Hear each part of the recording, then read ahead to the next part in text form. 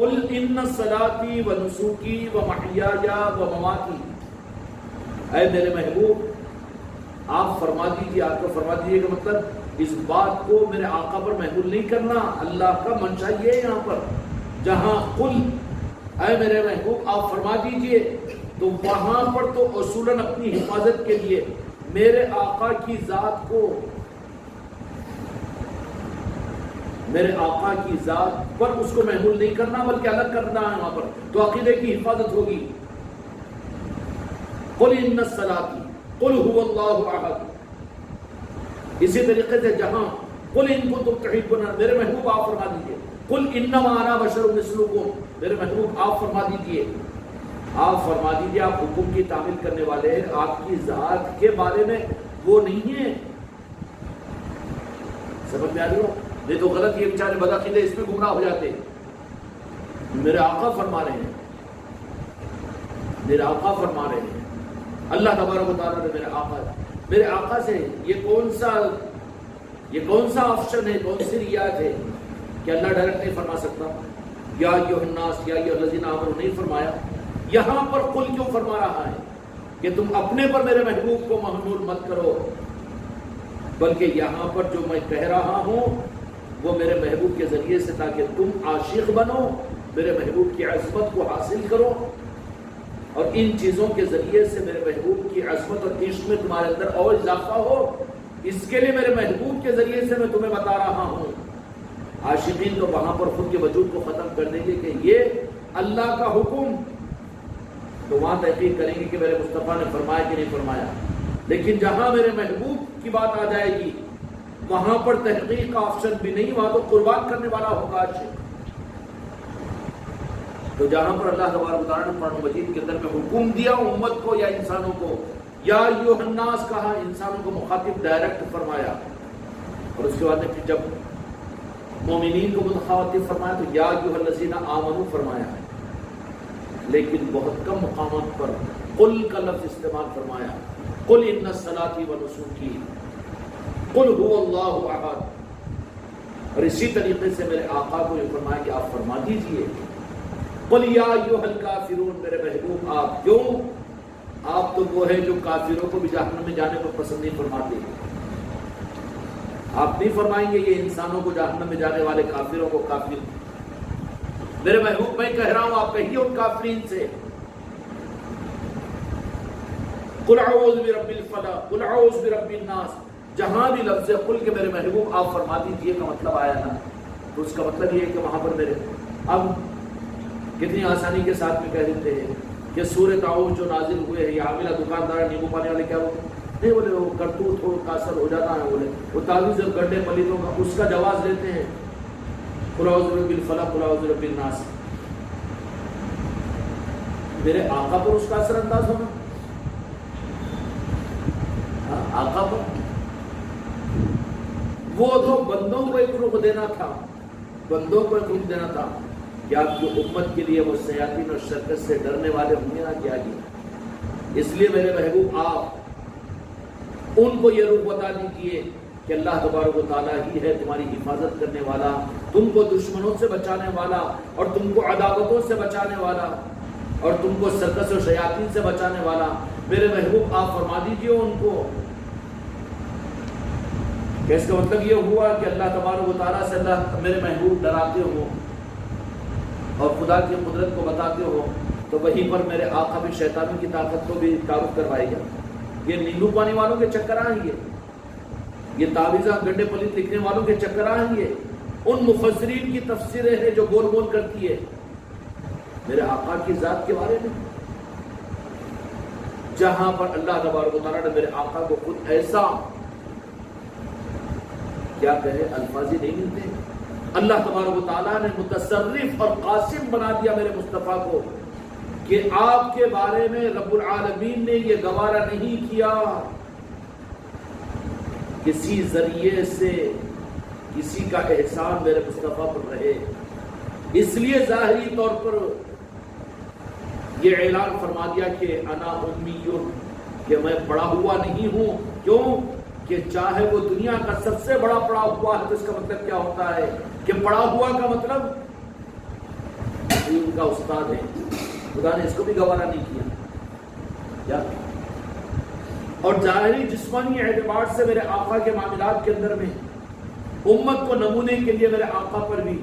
آپ کے اعلان نبوت سے پہلے بھی آپ کی آنکھوں میں چشم، آنکھ کچھ سرخ ہو گئی تھی، تو حضرت خدیجہ اور حضرت آمنہ علیہ السلام آپ کو ایک راہب کے پاس میں جہاں پر دوا داروں کا نظام چلتا نا، اور یہ سارے واقعات اور یہ سارے فلق اور ناس آیت الکرسی یہ سب یہ گنڈے تعویذ اور پلیتا والوں کی غذا ہے، یہ سب قرآن کے حق کو، نعرہ پاک مصطفیٰ کے حق کو پہچانو۔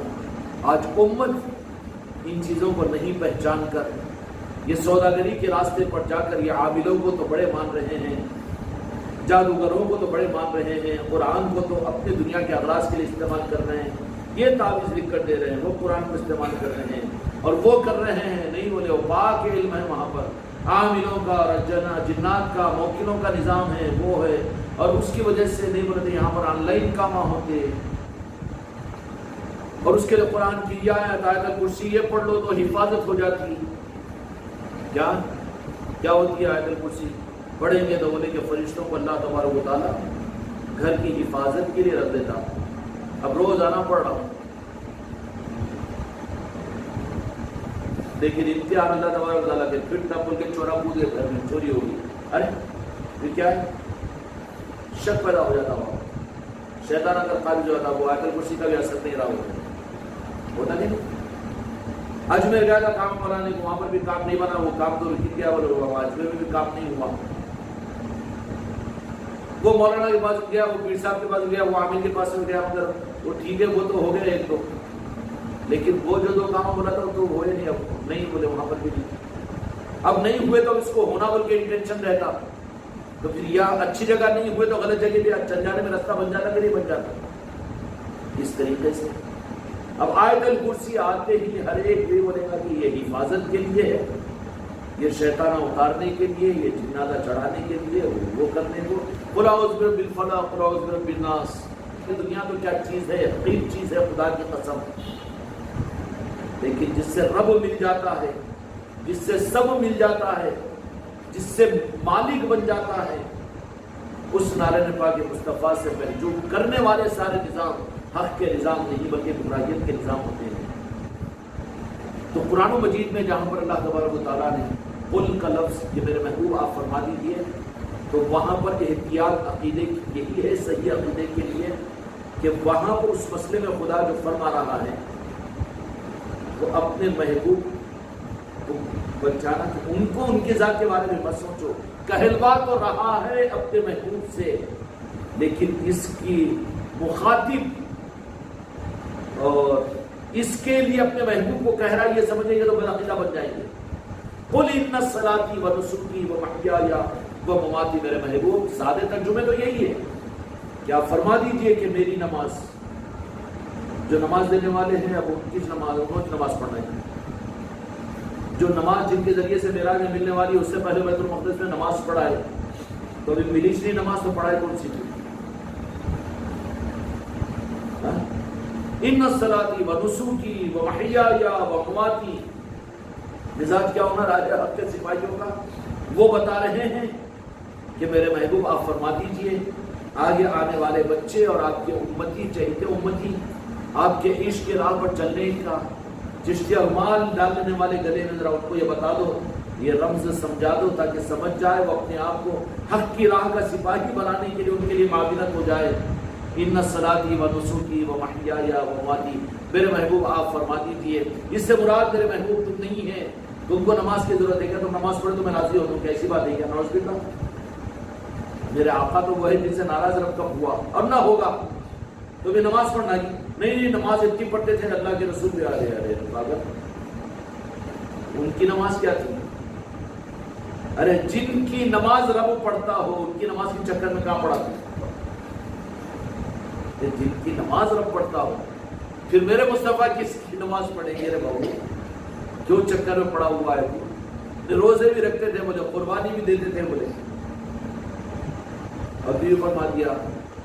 ان صلاتی و نسکی و محیایا و مماتی، کہ میری حیات ظاہر اور میرا اس دنیا سے جانا ہے۔ جینا مرنا تو نہیں بول سکتے نا، وہ امت کو فرمایا، میرے محبوب کو اللہ تعالیٰ کیسے فرما سکتا تھا ایسی دنیا؟ تمہارا جینا تمہارا مرنا بھی للہ رب العالمین، اللہ کے لیے ہو، جینا بھی کہتے مرنا بھی کہتے۔ حق کی راہ کا مزاج بتایا یہ اللہ تعالیٰ نے اپنے محبوب کے ذریعے سے، اپنے پر لے کر بتا دو تاکہ پریشانی نہ ہو، جو کہ تمہارے عاشقین جو ہوں گے نا، اگر میں بولا تو بھی وہاں پر تو بولا کہ پھر میرے محبوب تمہاری طرف دیکھیں گے، وہ دیکھیں گے نا، ذرا کمزور بات بنے گی۔ اس واسطے میرے محبوب تم خود فرما دو، میں تم کو فرما رہا ہوں، کیونکہ تم اگر فرما دو گے تو بات بڑی مضبوط ہو جائے گی نا، بات بڑی مضبوط ہو جائے گی، کوئی اب گنجائش نہیں رہے گی۔ اس لیے آپ فرما دیجئے میرے محبوب، قل ان صلاتی و نسکی و محیایا و مماتی، کہ میری نماز میری قربانی اور میرا جینا تو میرے آقا کے اپنے بارے میں نہیں فرما سکتا، اور پھر مرنا تو ہے ہی نہیں۔ کائنات جن کی وجہ سے بنائی گئی ہے، اور کائنات کا وجود جس ذات کی وجہ سے ہے، وہ آقا کا معاملہ تو نہیں ہے۔ آقا ہی تو تخلیق وجوہ کائنات ہے۔ تو پھر یہاں پر جو فرمایا گیا، میرے محبوب آپ اپنے پر لے کر فرما دو، تو آپ کے عاشقوں کے لیے سہولت ہوگی، وہ اہل طریقت کے لیے انتظام ہے۔ جہاں لفظ قل کو اللہ تعالیٰ استعمال کرتا ہے، وہاں مراد اپنے محبوب کو حکم دینا نہیں ہوتا، بلکہ آپ کی زبان مقدس سے امت کو آگاہ کرنا اور عاشقین مصطفیٰ کو مستحکم کرنا ہوتا ہے۔ کے لیے میرے آقا کی عظمت کا مقام کیا ہے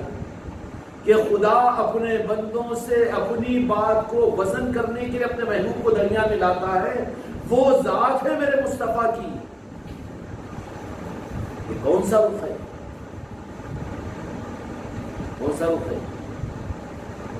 نماز پڑھیں گے وہ اس لیے کہ آپ کی محبت میں آپ کو خوشی ہوتی، اس کے لیے پڑھیں گے، یہ عاشقین کی نماز ہے۔ اس لیے جہاں اللہ تبارک و تعالیٰ نے قل فرما دیا نا، یہ بات سمجھانے کے لیے کہ میرے محبوب آپ کی امت میں تو عاشقین آپ کے ایسے بھی ہوں گے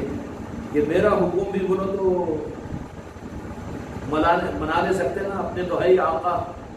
کہ گمراہ نہ ہو جائے، کہ میری نافرمانی نہ آ جائے، تو خدا نے ان کے لیے قل فرما دیا، میرے محبوب تم فرماؤ۔ تو میرے آقا کی ذات اللہ تبارک و تعالیٰ اپنی بات منوانے کے لیے میرے مصطفیٰ کا سہارا لیتا ہے، اور جن کو میرے مصطفیٰ کے نام پاک کا سہارا مل جائے وہ کیسے خوش نصیب ہوں گے۔ خدا کی قسم رب بھی نہیں پوچھے گا جو میرے مصطفیٰ کے بن جائے، بنو تو یہ منزل تو حق یہ ہے، اس کے بجائے سب کچھ بھی ہو لیکن نارین پاک مصطفیٰ۔ اس لیے میرے آقا نے تربیت کا یہ نظام بھی بنایا اور اہل طریقت کے لیے آسانی فرما دی، اور طریقت کی راہ قلب سے اور دل کی ہے، کہیے دل اور قلب کی ہے، اور قلب و دل کے اندر میں راہ طریقت کا پٹرول عشق مصطفیٰ، عشق رسول ہے، محبت رسول ہے۔ سمجھ میں آئی؟ اس کے لیے تربیت کے نظاموں کے اندر میں پیران کامل کسی چیز کو قلب میں اپنے مریدین کے پیدا کرنے میں، وہی مرید کامیاب ہے، وہی پیر کا نظام حق کا نظام ہے کہ جو اپنے نظاموں کے ذریعے سے اپنے مریدین اور اپنے حلقے اور اپنے خانقاہ والوں کے اندر، اپنے وابستگان کے اندر میں ہر جہد سے کوشش کر کے منزل کی صورت میں اس کے دل کو دیوانے مصطفیٰ بنا دیتا ہے اور پاگل بنا دیتا ہے عشق مصطفیٰ کے اندر میں۔ دنیا ان کو پاگل کہنا شروع کرتی ہے، جس کا دین کا نہیں، دین کا نہیں، جہادی نہیں، دین کو زندہ کرنے والا نہیں، کتابیں تفسیر کرنے والا نہیں، بلکہ وہ اس کے دل میں عشق مصطفیٰ کو پیدا کر دیتا ہے، یا عشق مصطفیٰ محبت مصطفیٰ اس درجے میں آ جاتی ہے کہ پھر اس کی پہچان ہی میرے آقا کی یاد، اس کی پہچان، اس کی تنہیاں ہی میرے مصطفیٰ کی محبت،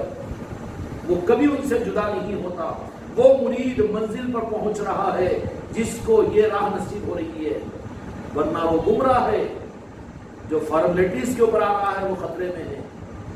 بہت کچھ کر بھی رہا ہے لیکن خطرے میں ہے کہ منزل پر پہنچے تک کامل بنے گا یا منافق بنے گا۔ اس لیے صحابہ کرام رضی اللہ عنہم اور بالمقابل اس کے میرے آقا کا نظام تھا کہ جن کو قریب رکھ کر اتنا بظاہر فائدہ نہیں ہو سکتا تو اپنا معجزہ بتانے کے لیے ان کو فاصلوں پر دور رکھ دیا، دور رکھ کر بھی ایسا نوازا کہ قریب رہنے والے کو تعجب کرے، جیسے حضرت ابو بکر قدی تھے۔ اور ایسے ہی لاکھوں قیامت تک آنے والے کاملین ایسے ہیں، پیران کامل، کہ جن کو میرے مصطفیٰ اپنے سے دور نہیں کرتے۔ اپنے سے دور کرنے کا مطلب کیا ہے؟ کہ میرے مصطفیٰ اپنی محبت ان کے جزء قلب میں داخل فرما دیتے ہیں کہ اس سے ان کی نسبت ہی کٹ نہیں ہو سکتی، اور وہ ایسی عظمت والے ہوتے ہیں اور وہ ایسے مدینہ پاک سے میرے آقا سے نارائن پاک مصطفیٰ سے کنیکٹڈ ہوتے ہیں کہ کبھی ذرہ برابر ایک لمحے کے لیے سونے کی حالت میں وہ منقطع نہیں ہوتے، روبرو رہتے ہیں۔ وہ ایسے ہیں، ایسے بندے ہوتے ہیں، اور وہ میرے آقا ایسے نظام کے ذریعے سے بھی دنیا کو قیامت تک نواز کرے گا۔ پیر کی نسبت سے ہوتے ہوئے، خانقاہ کے نظام سے ہوتے ہوئے، غوث و خواجہ کی محبتوں میں، پنجتن پاک کی محبتوں میں، میدان کربلا کی یادوں میں، اور دو جہاں کے آقا میرے آقا کے نارائن پاک کی محبت میں۔ سمجھ میں آئی بات؟ وہ آنسو خدا کے پاس ہمارے قابل قدر ہیں۔ ان آنسوؤں کو رب العالمین سنبھال کر رکھے گا جو میرے محبوب کی محبت میں بہتے ہو، جو پنجتن پاک کی محبت میں بہتے ہو، جو کربلا کی یاد میں بہتے ہو، جو غوث و خواجہ کی محبت میں بہتے ہو۔ خواجہ حسن مسیح کا ہے غالباً واقعہ کہ رات میں مولانا نے دیکھا کہ کعبۃ اللہ کا پردہ پکڑ کے اس قدر بے چینی و بے قراری کے ساتھ رو رہے ہیں کہ جیسے مچھلی تڑپ رہی ہے۔ تو چلے گئے، دوسرے دن بھی پہنچے تو وہی حال، کوئی کیفیت، اور ان کے اس رونے کے اوپر بھی آواز ندائے غیب بھی آ رہی ہے کہ تیرا حج قبول نہیں، تیرا حج قبول نہیں، تیرا آنا قبول نہیں، تیری لبیک قبول نہیں۔ ادھر سے چیخیں مار رہے ہیں، رو رہے ہیں، اور ادھر سے آواز آ رہی ہے کہ تیری لبیک قابل قبول نہیں۔ تو پھر آخر کون ہے، کون ہے؟ جا کر دن کے اجالے کے نکلنے تک وہیں پر بیٹھے رہے حکیم کے پاس میں۔ تو جیسے ہی دیکھا تو غالباً حضرت خواجہ حسن بصری اس درجے کے کوئی بڑے بزرگ تھے۔ بولے کہ آپ اور یہ؟ بولے کہ یہی۔ تو بولے کہ آواز تو آ رہی ہے کہ تمہاری لبیک قبول نہیں۔ تو یہی کیا کم ہے کہ میں اللہ کو پکاروں، اللہ جواب دے رہا ہے، اسی پر تو رو رہا ہوں میں، جس سے اللہ کی آواز مجھے سنائی دے رہی ہے کہ تیری آواز قبول نہیں، اسی پر تو میں خوش ہو کر رو رہا ہوں کہ میں بھی اس قابل روئے زمین پر وہ بندہ ہوں کہ اللہ مجھے اکیلی کے با لبیک پر لا لبیک کی آواز دے رہا ہے کہ قبول نہیں۔ یہی کیا کم ہے کہ میری طرف میں توجہ کیا ہے۔ اللہ تعالیٰ کے ساتھ